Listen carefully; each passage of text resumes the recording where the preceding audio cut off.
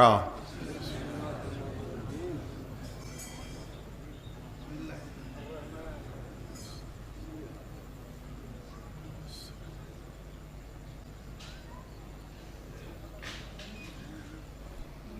اعوذ باللہ السمیع العلیم من الشیطان اللعین الرجیم، بسم اللہ الرحمن الرحیم، الحمد للہ رب العالمین، والصلاة والسلام علی سید الانبیاء والمرسلین، سیدنا و نبینا و شفیع المذنبین ابی القاسم محمد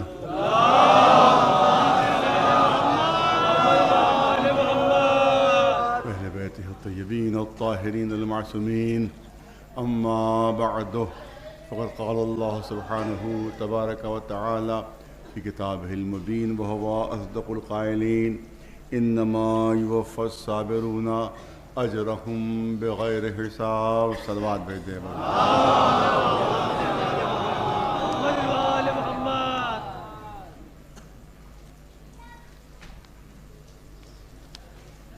بہت لمبا چوڑا پرچہ ہے، اس کے بعد میں پڑھ کے دیکھا جائے گا۔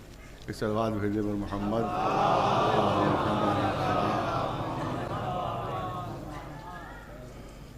ایک اعلان یہ سماعت فرما لیں کہ ہمارے جو ہندو سوامی ہیں، سوامی سارنگ جی، ان پچھلے سال بھی زنجیری ماتم کیا تھا اور انہی کی طرف سے میں نے اعلان کیا تھا، آج بھی وہ یہاں پر موجود ہیں اور انہی کی طرف سے یہ اعلان ہے کہ وہ کل زنجیری ماتم کریں گے جلوس کے ساتھ ساتھ۔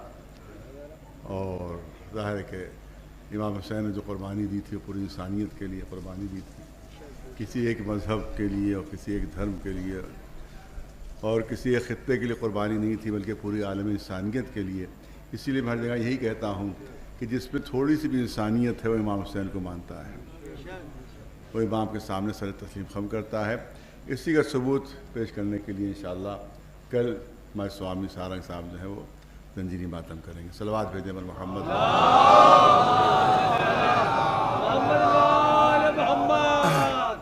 مجھے ظاہر ہے کہ مجلس کا بہت کم ملتا ہے اور جلوس کی مجلس بہت طویل بھی نہیں ہوتی ہے، لہذا میں اختصار ہمیشہ مد نظر رہتا ہے، لیکن ایک خصوصی موضوع ہے جو بہت مختصر لفظوں میں آپ کے سامنے پیش کرنا ہے۔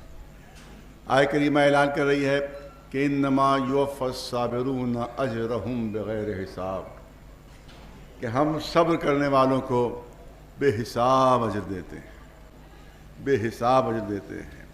ہر عبادت کا ثواب حساب کے ساتھ ہوگا، نماز کا ثواب اتنا گنا، روزے کا ثواب اتنا گنا، جہاد کا ثواب اتنا، لیکن صبر کے لیے اعلان ہوا رہا ہے کہ اس کے صبر کا ثواب جو ہے وہ ہم بے حساب دیتے ہیں۔ آپ یاد رکھیں کہ دنیا کا کوئی کام بغیر صبر کے نہیں ہو سکتا۔ اگر دنیا حاصل کرنا ہے تو اس کے لیے بھی صبر کی ضرورت ہوتی ہے، اور اگر آخرت حاصل کرنا ہے تو وہ بھی بغیر صبر کے نہیں ملتی۔ صبر یعنی پیشنس، صبر یعنی ول پاور، صبر یعنی انسان میں جو جذبہ ہو کہ جو انسان کو قابو میں رکھے، اس کو کہتے ہیں صبر، اس کو کہتے ہیں صبر۔ اور آپ یاد رکھیں ماشاءاللہ پڑھے لکھے حضرات رہتے ہیں، اسی کے لحاظ سے میرا موضوع بھی رہتا ہے۔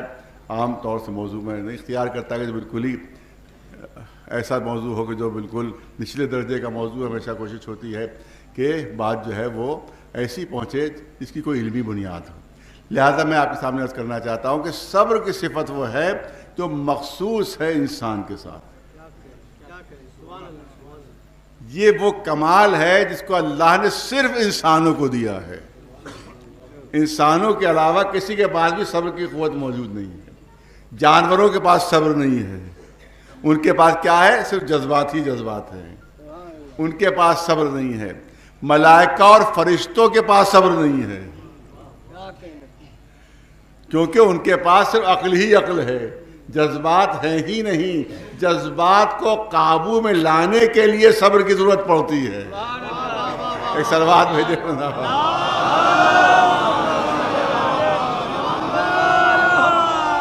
لہذا فرشتوں کو، ملائکہ کو صبر کی ضرورت ہی نہیں ہے کہ وہاں جذبات ہی نہیں ہے، وہاں صرف عقل ہی عقل ہے۔ یہی وجہ ہے کہ ہماری بہت توجہ رہے، بہت پوری ذمہ داری سے جملے عرض کر رہا ہوں کہ ہماری 2 رکعت نماز ایک طرف اور جبریل کی 1000 رکعت نماز ایک طرف، اس کی 1000 رکعت نماز ایک طرف، بلکہ ہزاروں رکعتیں ان کی ایک طرف اور ہمارے ایک سجدہ ایک طرف۔ کیوں؟ کیونکہ ان کو نہ بھوک لگے، نہ ان کو پیاس لگے، نہ ان کو پانی کی ضرورت، نہ ان کو کھانے کی ضرورت، نہ ان کو نیند آتی ہے، نہ ان کو تھکن محسوس ہوتی ہے، نہ بیوی ہے، نہ بچے ہیں، نہ ان کی فکر ہے، نہ ان کے رزق کی فکر ہے، نہ ان کے آذوقے کی فکر ہے۔ ہم کو ہزاروں فکریں ہوتی ہیں، ان تمام فکروں کے درمیان میں اگر 2 رکعت نماز بھی پڑھ لیتے ہیں تو جبریل سے نماز افضل ہو جایا کرتی ہے۔ ایک سلوات بھیجے بندہ۔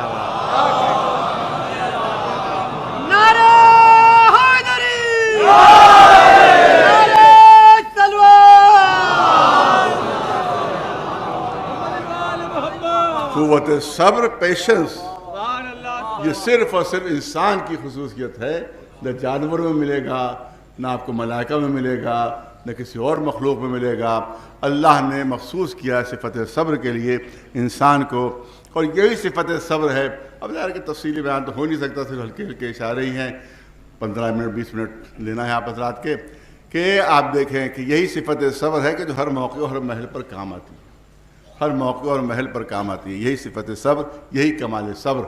آپ دیکھیں کہ ایک، میں نے کہا پڑھے لکھے مجموعے کے لحاظ سے گفتگو ہے، ایک چیز ہوتی ہے تھیوریٹیکل وزڈم، ایک ہوتی ہے پریکٹیکل وزڈم، ایک ہوتی ہے حکمت، اس کو عربی میں کہا جاتا ہے حکمت نظری اور حکمت عملی۔ حکمت نظری اور حکمت عملی، حکمت نظری یعنی تھیوریٹیکل وزڈم اور حکمت عملی یعنی پریکٹیکل وزڈم۔ اب میں مثال آپ کے سامنے پیش کر دوں کہ جتنے لوگ سگریٹ پیتے ہیں، جتنے بھی لوگ سگریٹ پیتے ہیں، ان سب کو معلوم ہوتا ہے کہ سگریٹ نقصان دہ ہے، سب کو علم ہوتا ہے سگریٹ نقصان دہ ہے، یہاں تک کہ خود سگریٹ کے پیکٹ پہ بڑا بڑا لکھا ہوا ہوتا ہے injurious to health, injurious to health, مگر پھر بھی دھکا دھک پی رہے ہیں، ہے کہ نہیں؟ بالکل چھوٹی سی سامنے ایک مثال، چھوٹے چھوٹے بچے بھی سمجھ جائیں بات کو۔ آپ دیکھیں ایک ہوتی ہے پریکٹیکل وزڈم اور ایک ہوتی ہے تھیوریٹیکل وزڈم، ایک ہوتی ہے حکمت عملی، ایک ہوتی ہے حکمت نظری۔ آپ معلوم ہے ان کو کہ سگریٹ نقصان دہ ہے، اس چیز کا علم کہ سگریٹ نقصان دہ ہے، یہ ہے تھیوریٹیکل وزڈم، یہ ہے تھیوریٹیکل وزڈم، حکمت عملی، حکمت نظری۔ اور سگریٹ سے محفوظ رہنا اور نہ پینا، یہ ہے حکمت عملی۔ اور حکمت عملی انسان میں اس وقت تک کام نہیں دیتی جب تک اس کے پاس قوت صبر موجود نہ ہو۔ یہ بے صبرے ہوتے ہیں جو سگریٹ پیا کرتے ہیں۔ ایک سروات بھیجے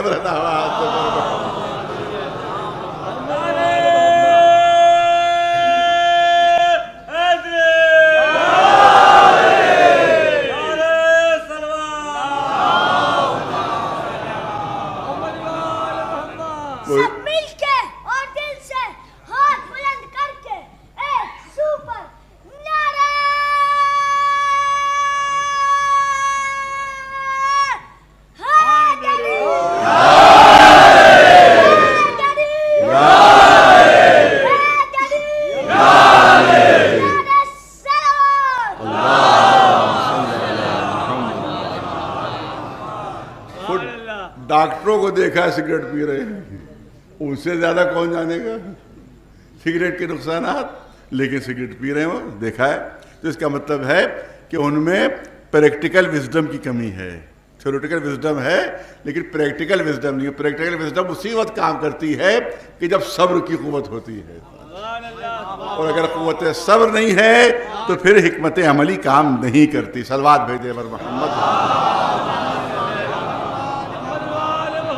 التماس دعا ہے، نصرت آرا بیگم صاحبہ جو ہیں وہ علیل ہیں، ان کے لیے التماس دعا، اور جتنے بھی مریض ہیں سب کے لیے التماس دعا ہے. صلوات بھیجے بر محمد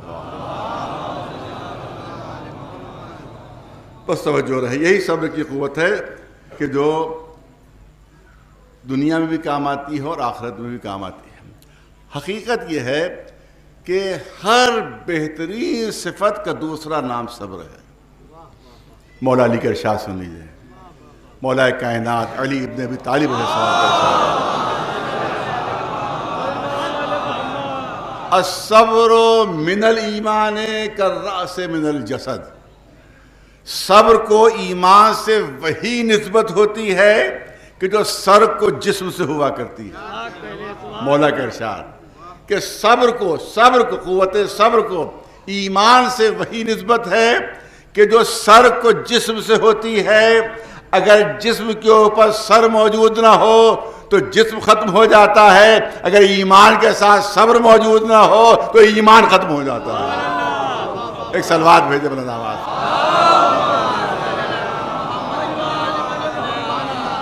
اور اب فلاسفہ نے جملے لکھے وہ امام ہی کے اس قول کے ذیل میں لکھے. اور میں تو سمجھتا ہوں انہی کی تشریح ہے. الطاف غزالی نے یہ جملے لکھے ہیں کہ ہر بہترین صفت کا دوسرا نام صبر ہے.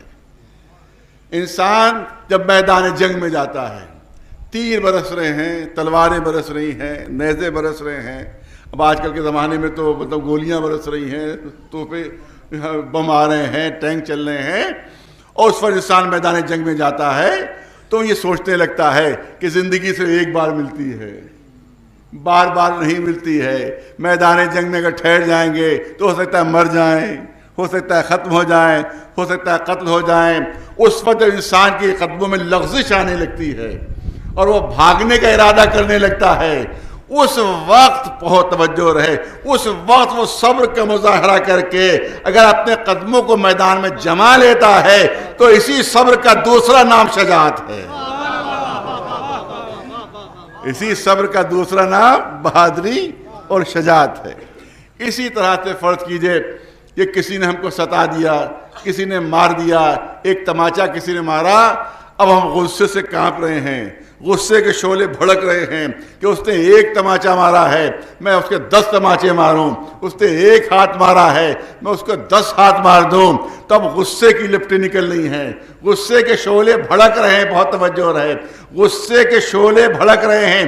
ان غصے کے بھڑکتے ہوئے شعلوں پر جب صبر کی فوار پڑتی ہے، ارے توجہ رہے، جب صبر کی فوار پڑتی ہے اور انسان صبر کرتا ہے اور جواب نہیں دیتا تو اسی صبر کا دوسرا نام حلم ہے. اسی صبر کا دوسرا نام حلم ہے. اور جب دیکھتا ہے، جلدی اب زیادہ مثالیں نہیں پیش کرنا ورنہ سینکڑوں مثالیں ہیں. آپ دیکھیں جب وہ یہ دیکھتا ہے کہ ایک ہی عہدہ ہے، ہم بھی کلرک ہیں وہ بھی کلرک ہے، لیکن ہماری ٹوٹی ہوئی سائیکل ہے، اس کے بعد بہترین کار ہے، بہترین سامان اس کے پاس ہے، فریج بھی ہے، دنیا کے عیش و عشرت کا سامان ہے، لیکن ہمارے پاس کچھ بھی نہیں ہے. بیوی بھی تانے دے رہی ہے کہ تم کیسے ہو، کہ جیسا عہدہ تمہارا ہے ویسے ہی عہدہ اس کا بھی ہے، اس کے پاس اتنا سامان، تم بالکل ہی پھٹیچر. کیا بات ہے؟ تو پتہ چلا کہ یہ ایمانداری سے بسر کر رہا ہے، وہ رشوتیں لے رہا ہے. یہ ایمانداری سے بسر کر رہا ہے، وہ رشوتیں لے رہا ہے. تو کبھی کبھی اس کا بھی رشوت کے لیے ہاتھ بڑھ جاتا ہے، لیکن اس وقت ایک دم سے اس کو خیال آتا ہے کہ رسول فرما چکے ہیں کہ رشوت لینے والا بھی جہنمی، رشوت دینے والا بھی جہنمی. تو بڑھا ہوا ہاتھ جب پیچھے ہو جاتا ہے اور اس وقت جب وہ صبر کرتا ہے تو اسی صبر کا دوسرا نام قناعت ہے. ایک صلوات بھیجے بلند آواز. تو اگر صبر نہیں تو بہادری نہیں، اگر صبر نہیں تو زہد نہیں، اگر صبر نہیں تو عفت نہیں، اگر صبر نہیں تو قناعت نہیں، اگر صبر نہیں تو کوئی بہترین صفت نہیں. تو اب جب کوئی صفت اچھی رہے گی نہیں تو پھر ایمان کہاں رہے گا؟ اسی لیے مولا علی نے ارشاد فرمایا کہ صبر کو ایمان سے وہی نسبت ہے جو جسم کو سر سے ہوا کرتی. صلوات بھیجے بلند آواز. اور بس آخری جو عرض کرنا چاہتا ہوں، آپ دیکھیں کہ پڑھا لکھا مجمع، اسی لحاظ سے گفتگو. آپ دیکھیں کہ مسولینی ایک ڈکٹیٹر ہے، اس نے ہٹلر کا ساتھ دیا تھا، دوسری جنگ عظیم میں اس نے ہٹلر کا ساتھ دیا تھا، تو وہ ڈکٹیٹر اپنے زمانے کا.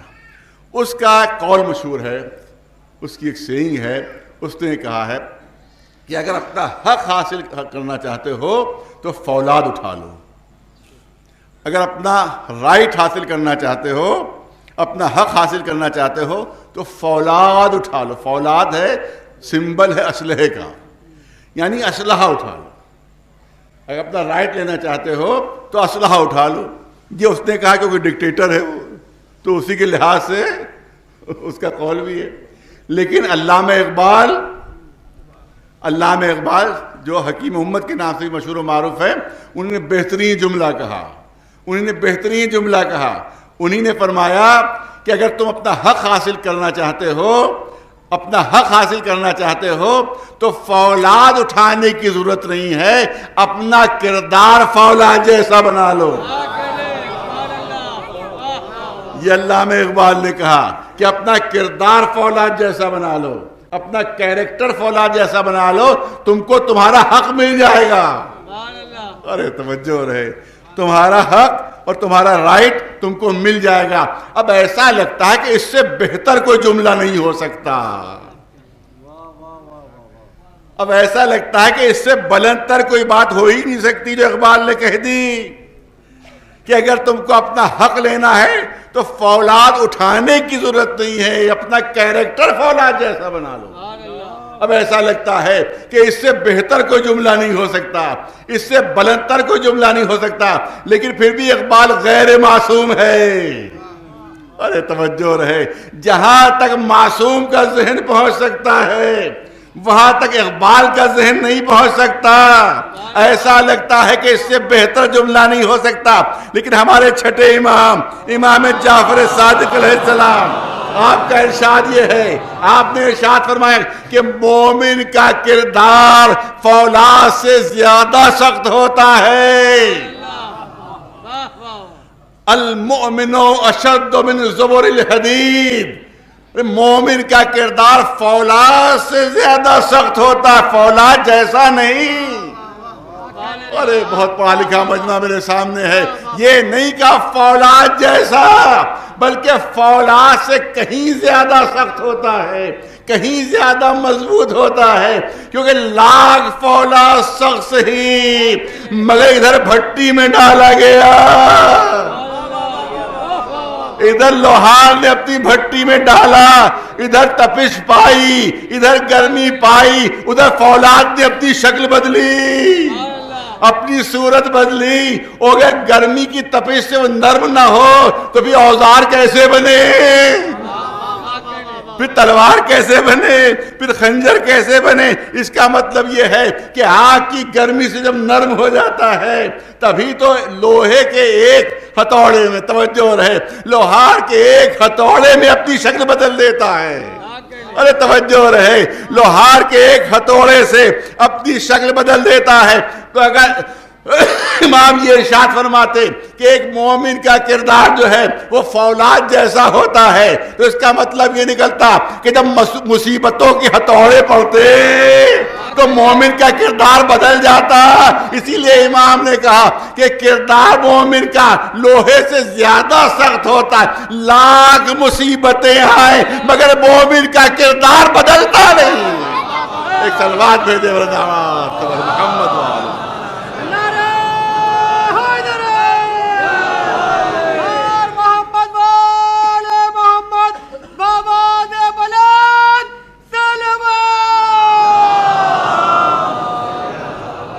اب میں کسی پر تان و طنز نہیں کرنا چاہتا، لیکن اگر کوئی محلے کی پولیس چوکی کے کوئی تھانے دار سے اگر خوف زدہ ہو جائے تو سمجھ لیجیے کہ کردار میں لوہے کی بھی مضبوطی نہیں پائی جاتی. ایک صلوات بھیجے بلند آواز سے بر محمد، ایک صلوات بلند آواز سے بر محمد و آل محمد.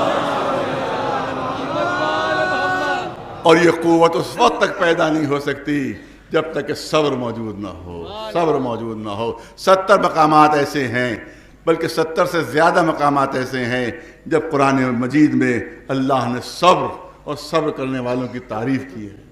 اور حقیقت یہ ہے کہ جتنا جتنا صبر بڑھتا جاتا ہے اتنا ہی ثواب بڑھتا جاتا ہے، اتنا اللہ کی طرف سے مرتبہ بڑھتا جاتا ہے۔ جتنا صبر کا مظاہرہ کوئی مومن کرے گا اتنا ہی اللہ کی نگاہوں میں اس کا مرتبہ بلند ہوگا، اتنا ہی مرتبہ بلند ہو۔ اسی لیے صبر سے امتحان لیا جاتا ہے، اور جتنا انسان صبر کرتا ہے اتنا ہی نگاہ قدرت میں مرتبہ اس کا بڑھ جاتا ہے، اتنا ہی مرتبہ اس کا بلند ہو جاتا ہے۔ تو جو صبر کی حد ہوتی ہے اتنا ہی بڑا مرتبہ ہوتا ہے۔ بہت توجہ رہے، جس انسان میں جتنی صبر کی قوت ہوگی اتنا ہی بڑا اس کا مرتبہ ہوگا، اتنی اس کو عزت ہوگی نگاہ قدرت میں۔ یہی وجہ ہے کہ صبر کے ذریعے سے آزمایا جاتا ہے کہ اس میں کتنی صلاحیتیں ہیں، اس میں کتنی قوتیں ہیں، یہ کتنا صبر کر سکتا ہے۔ اور بہت معذرت سے عرض کرنا چاہتا ہوں کہ انبیاء کے صبر کی حد معلوم ہو گئی۔ انبیاء، قرآن مجید میں انبیاء کے صبر کی حد معلوم ہو گئی۔ ایک موقع ایسا آیا کہ نوح سے صبر کا دامن چھوٹ گیا، پالنے والے اس قوم کو تباہ کر دے، اس قوم کو برباد کر دے، اب مجھ سے صبر نہیں ہو رہا ہے۔ صبر کی حد نوح کی معلوم ہو گئی، جناب ابراہیم کے صبر کی حد معلوم ہو گئی، ایوب کے صبر کی حد معلوم ہو گئی۔ ہر مصیبت برداشت کی، مگر جب ناموس کو خطرہ ہوا تو اب صبر جو تھا اس کا دامن چھوٹ گیا۔ اس کا مطلب ہے کہ انبیاء کے صبر کی حد بھی معلوم ہو گئی، انبیاء کے صبر کی حد بھی معلوم ہو گئی۔ مگر صرف تاریخ میں کچھ لوگ ایسے ہیں کہ جن کے صبر کی حد نہیں معلوم ہو پائی، کیونکہ ظلم کے مقابلے میں جتنا صبر ہوتا ہے اسی سے اندازہ ہو جاتا ہے کہ صبر کی حد کتنی ہے۔ لیکن ایک مقام ایسا ہے جہاں ظلم کرتے کرتے تھکا جا رہا ہے، ظالم ظلم کرتے کرتے تھکا جا رہا ہے، مگر یہ صبر کرتے کرتے نہیں تھک رہے ہیں۔ اور وہ ہے کربلا کا میدان، وہ ہے میدان کربلا کہ جہاں ظالم ظلم کرتے کرتے تھکے جا رہے ہیں، مگر حسین والے صبر کرتے کرتے نہیں تھک رہے ہیں۔ لہذا مجھے کہنے دیجئے کہ کربلا میں ظلم کی حد تو معلوم ہو گئی، مگر کربلا والوں کے صبر کی حد معلوم نہیں ہو سکی، کیونکہ ہر قربانی کے اوپر امام حسین کے یہی جملے ہوتے تھے کہ پالنے والے کوئی اور قربانی چاہیے ہو تو حسین حاضر ہے، کوئی اور قربانی چاہیے ہو تو حسین حاضر ہے۔ ہاں یہ تو امام حسین ہے، لیکن کربلا میں جو اصحاب ہیں کہ جن کا بظاہر بنی ہاشم سے بھی تعلق نہیں تھا، جن کا خانوادہ اہل بیت سے تعلق نہیں تھا، لیکن ان کی صبر کی منزلیں دیکھیے، 3 دن کی بھوک بھی ہے، 3 دن کی پیاس بھی ہے، معلوم ہے کہ مرنا ہے، معلوم ہے کہ زندگی کی کوئی امید نہیں ہے۔ امام حسین یہی شب عاشور ہے، خیمے میں سب کو جمع فرما رہے ہیں، تقریر فرمائی، یہ میرے دشمن ہیں تمہارے نہیں، اگر تم مجھے چھوڑ کر چلے بھی جاؤ گے تو پھر تم سے کوئی تعارض نہیں کریں گے۔ ارے آنا منع ہے، جانا منع نہیں ہے، کوئی بھی مجھے چھوڑ کر جا سکتا ہے، میں اپنی بیعت تمہاری گردنوں سے اٹھا رہا ہوں، تم سب مجھے چھوڑ کر چلے جاؤ۔ یہ نہ سمجھنا کہ اگر مجھ کو چھوڑ کر چلے گئے تو جنت سے محروم ہو جاؤ گے، کوثر نہیں ملے گا، سلسبیل سے محروم ہو جاؤ گے۔ نہیں، میں مالک جنت کی حیثیت سے ضمانت دیتا ہوں کہ چھوڑ کر چلے بھی جاؤ گے تب بھی جنت ملے گی تمہیں، جنت ملے گی تمہیں۔ کوئی اپنی جگہ سے ہلا نہیں، ہلکی سی جنبش بھی نہیں ہوئی۔ اب امام نے فرمایا کہ لگتا ہے میرے سامنے اٹھتے ہوئے شرم آ رہی ہے تمہیں، میرے سامنے جاتے ہوئے تمہیں شرم محسوس ہو رہی، لو چراغ بجھائے دیتا تاکہ اندھیرے میں جاتے ہوئے تمہیں احساس شرم نہ ہو۔ اے علی اکبر چراغ بجھا دو۔ چراغ بجھتا ہے، تھوڑی دیر بعد فرماتے ہیں چراغ روشن کر دو، دیکھا اسی طرح سے پروانے موجود، اسی طرح سے پروانے موجود فضل نقوی کا مشہور شعر ہے کہ زمانہ کب سمجھتا تھا شب عاشور سے پہلے چراغوں کے بجھانے سے اجالا اور ہوتا ہے. سب اسی طرح سے جانثار موجود. اے آقا کیا کہہ دیا آپ نے, آپ کو چھوڑ کر چلے جائیں. بس اتنا بتا دیجئے کہ اگر ہم نے آپ کو چھوڑ دیا اور میدان قیامت میں اگر رسول نے پوچھ لیا, اگر رسول کی بیٹی نے ہم سے سوال کر لیا کہ میرے لال کو جنگل میں اکیلا کیوں چھوڑ دیا تھا, تو آقا بتائیے ہم جواب کیا دیں گے؟ ارے ایک جان کیا ہے, 1000 جانیں نچھاور. ہر بار مرنے کے بعد اگر لاش کو جلا دیا جائے, راکھ بکھیر دی جائے, دوبارہ زندہ کیا جائے تو آپ ہی پر جان دیں گے اور آپ ہی پر جان دیں گے. اب تفصیل کا موقع نہیں رہا. روایت کرتی ہے تو کہ یہی شب وہ شب تھی کہ جو امام حسین خیموں کا جائزہ لینے کے لیے باہر تشریف لاتے ہیں. امام حسین باہر نکلے, خیموں کا جائزہ لے رہے ہیں, چاروں طرف سے گھوم گھوم کر دیکھ رہے ہیں اور خیموں کا جائزہ لے رہے ہیں. ایک خیمے کے قریب پہنچے تو کسی بی بی کی آواز آئی, اے علی اکبر دیکھو مجھے شرمندہ نہ کر دیں. اے علی اکبر میرا تعلق خاندان اہل بیت سے نہیں ہوں, میں غیر قبیلے سے تعلق رکھتی ہوں. تم میرے بیٹے لختے جگر ہو, اگر ہلکی سی بھی کمی ہو تو کہیں یہ نہ ہو کہ کوئی کہہ دے کہ ماں کے خون کا اثر ہے. جناب علی اکبر فرماتے ہیں مادر گرامی دیکھیے گا کہ کل کیسی عظیم جنگ ہوتی ہے, کیسی زبردست جنگ ہوتی ہے. پھر پہنچے خیمے میں, دیکھا کہ کسی ماں کی آواز آ رہی ہے, ہائے میری قسمت, ہائے میری قسمت, ہائے میری قسمت. اب جو دیکھا تو دیکھا کہ رباب ہیں تو ایک ننھے سے بچے کا جھولا جھلا رہی ہے جس کا سن کل 6 مہینے کا. ہائے میری قسمت. امام حسین خیمے میں داخل ہوئے, یہ رباب آپ یہ کیوں نوحہ پڑھ رہی ہیں؟ رباب فرماتی ہے فرزند رسول جتنی مائیں ہیں ان کے بچے کم از کم اس لائق تو ہے کہ وہ میدان جنگ میں جا سکیں. میرا بچہ تو اتنا چھوٹا ہے کہ گٹھلیوں کے بل بھی میدان میں نہیں جا سکتے. میں قربانی سے محروم رہ جاؤں گی, میں کس کی قربانی دوں؟ امام فرماتے ہیں رباب گھبراؤ نہیں, یہ تمہارا بچہ ہی تو فاتح کربلا ہے, یہی کربلا کی جنگ کو فتح کرے گا, یہی فاتح کربلا ہے. ایک خیمے کے قریب پہنچے, ایک معظمہ کی آواز کہ ہائے میں کس کو قربان کروں, میں کس کو قربان کروں. اندر داخل ہوئے تو بوڑھی خاتون, سر کے بال سفید, جناب فضہ. اب یہ ہے کردار اہل بیت, یہ ہے کردار امامت. اے اماں فضہ یہ آپ کیوں رو رہی ہیں؟ فرماتی ہے میرا کوئی بیٹا یہاں موجود نہیں, میں کس کو قربان کروں؟ امام فرماتے ارے میں ہوں آپ کا بیٹا.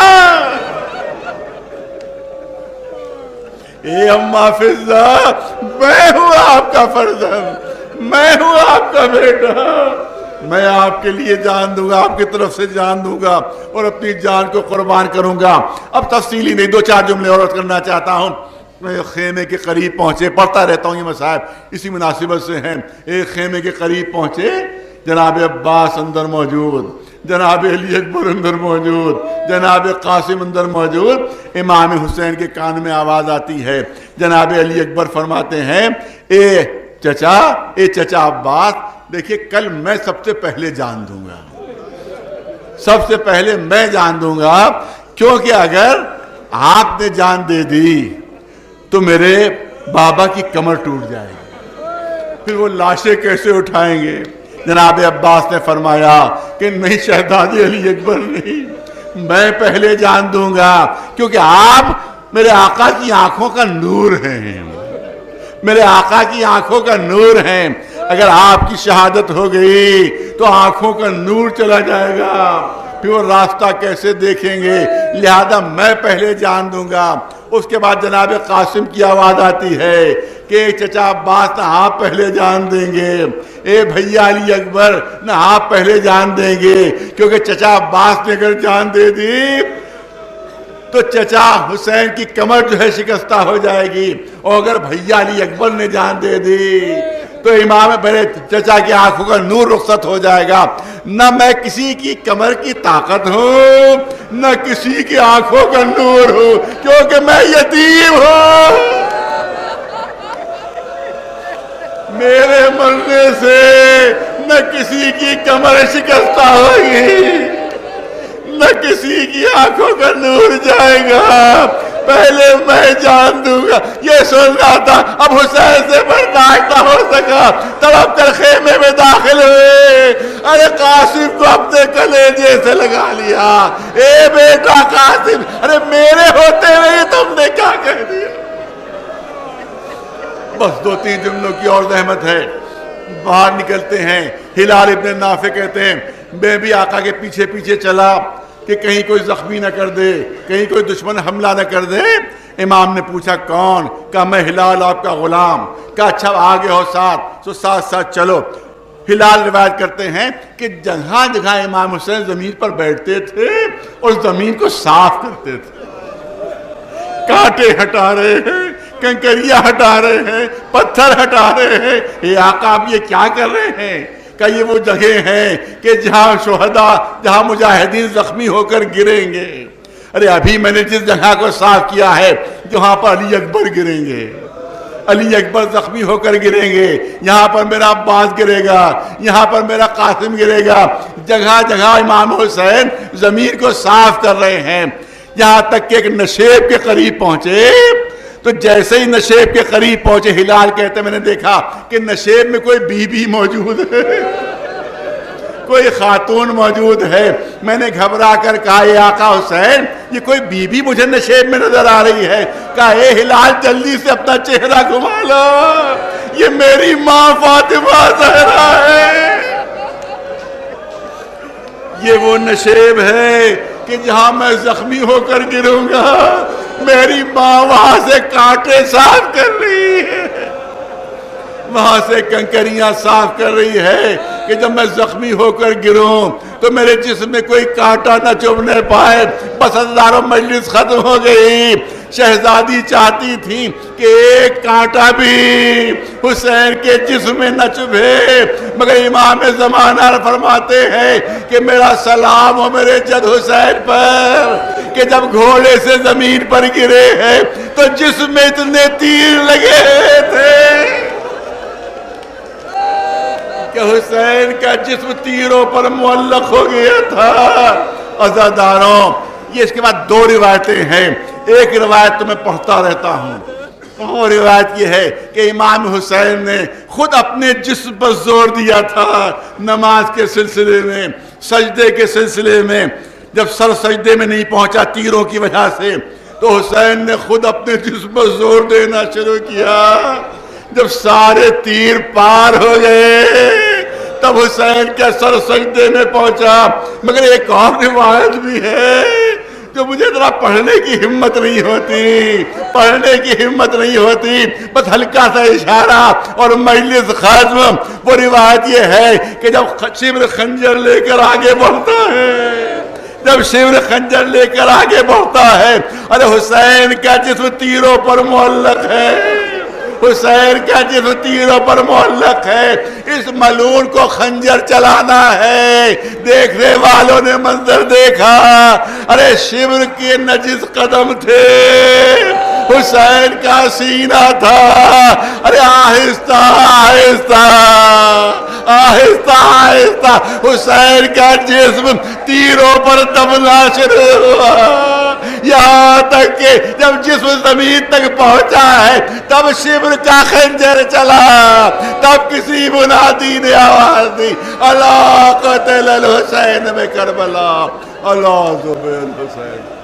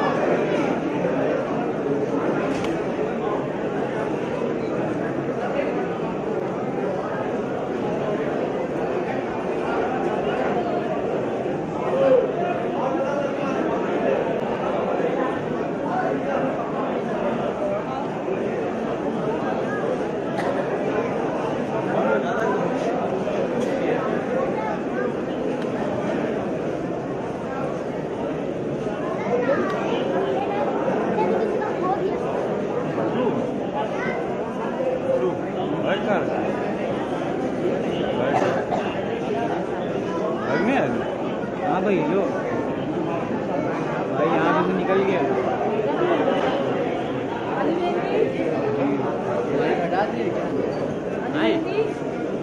مائک کہاں گیا ہے؟